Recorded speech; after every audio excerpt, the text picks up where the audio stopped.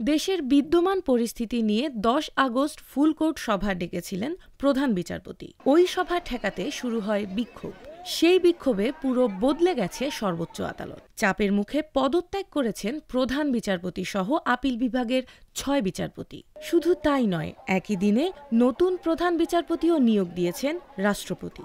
বাংলাদেশের ২৫তম প্রধান বিচারপতি হিসেবে নিয়োগ পেয়েছেন বিচারপতি সৈয়দ রেফাত আহমেদ।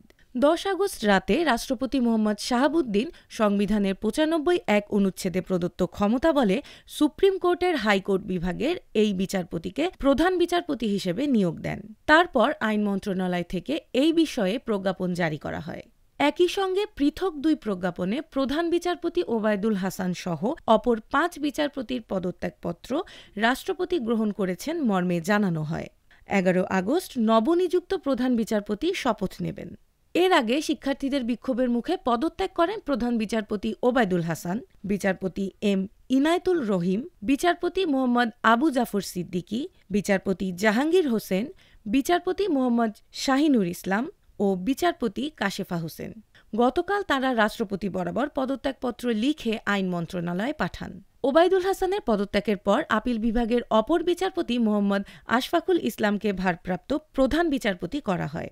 আইন মন্ত্রণালয়ের একটি সূত্র জানায়, প্রধান বিচারপতি সহ আপিল বিভাগের ৬ বিচারপতির পদত্যাগপত্র ১০ আগস্ট মন্ত্রণালয় থেকে প্রধান উপদেষ্টার দপ্তরে পাঠানো হয়। প্রধান উপদেষ্টার অনুমোদনের পর তা চূড়ান্ত অনুমোদনের জন্য পাঠানো হয় রাষ্ট্রপতির কাছে। পরে রাষ্ট্রপতি তা অনুমোদন করেন। পদত্যাগপত্রে যা লিখেছেন বিচারপতিরা।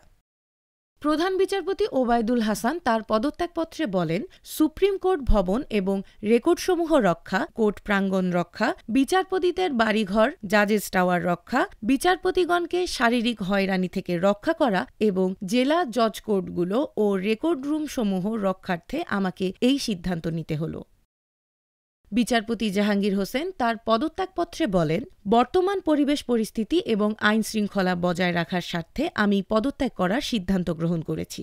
আমার এই পদত্যাগ করার মধ্য দিয়ে আগামীতে দেশে আইনের শাসন ও স্বাধীন বিচার বিভাগ আরও সুনিশ্চিত হবে এবং নতুন প্রজন্মের স্বপ্ন পূরণ হবে এই প্রত্যাশা করছি।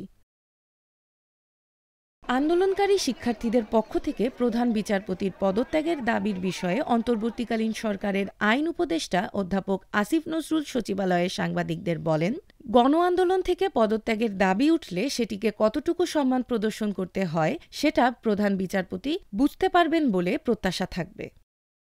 সচিবালয়ে কথা বলার কিছুক্ষণ পর আইন উপদেষ্টা ফেসবুক লাইভে এসে আন্দোলনকারীদের উদ্দেশ্যে বলেন, আপনারা শান্ত থাকুন। আপনারা যে দাবিতে আন্দোলন করছেন আমি জানতে পেরেছি খুব শীঘ্রই সেই দাবি পূরণ হচ্ছে। এরপর সেনা সদস্যরা শিক্ষার্থীদের সুপ্রিম কোর্ট এলাকা থেকে সরে যাওয়ার অনুরোধ করেন, কিন্তু শিক্ষার্থীরা পদত্যাগ না করা পর্যন্ত সেখানে অবস্থান করতে চান। পরে বেলা ২:৩০টার দিকে ড আসিফ নজরুল ফেসবুক লাইভে এসে বলেন, প্রধান বিচারপতি পদত্যাগ করেছেন। তার পদত্যাগপত্র যথাযথ পদক্ষেপের জন্য দ্রুত রাষ্ট্রপতির কাছে পাঠিয়ে দেব। এ সময় তিনি সবাইকে শান্ত থাকতে এবং দেশের সম্পদ নষ্ট না করতে আহ্বান জানান। এরপরই শিক্ষার্থীরা সুপ্রিম কোর্ট এলাকা ছেড়ে যান।